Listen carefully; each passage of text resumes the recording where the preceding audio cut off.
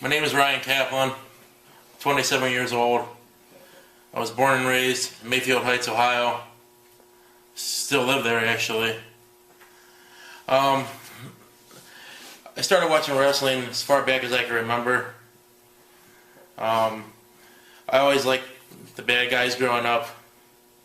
Never really cared for the good guys. I never really tickled my fancy that much. I had an older brother. He's 8 years older than me, and he kind of pushed me towards wrestling a lot more.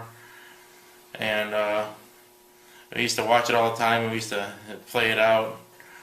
A lot of fights amongst us. Put my parents through hell. I was like the little antichrist. My parents, though, they were very supportive of my brother and I.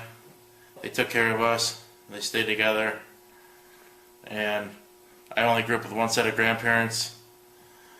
My mother's side, they're the greatest grandparents in the world. But my father's side, never really knew them. They're a bunch of assholes. From what I know, like, they held me as a baby once, and I think I cried. So, with that said, my one set of grandparents were great. You know, I always liked being around them more because they always spoiled me. And they would always take me to Bernie Showman's, and I would go get an action figure or a couple of pogs.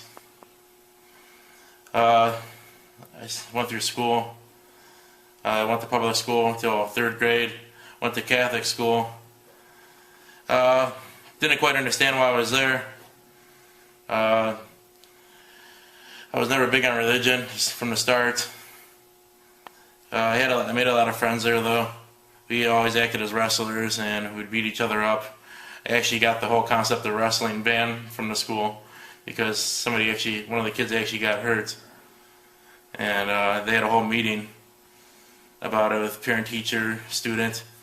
And I remember being there. It was on a Monday night, and I'm just like sitting there with my father.